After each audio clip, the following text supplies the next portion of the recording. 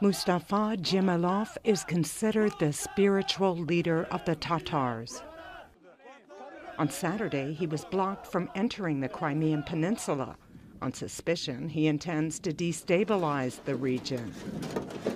Russia promised to give Crimean Tatars leading positions in the government.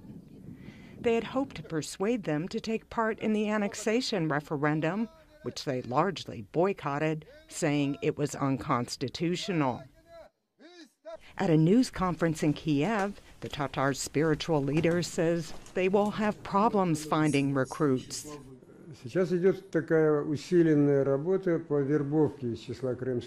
They are actively recruiting Crimean Tatars right now, but it's not working. That's why the Russians are bringing in Tatars from Kazan Tatars. As you know, the main Kazan Tatar is Deputy Prime Minister of the Kazan Autonomy, whose name is Timur Galiyev. His father also holds some position. In any case, it's difficult to recruit pro-Russian supporters among Crimean Tatars. Yet, they're still trying to split us up.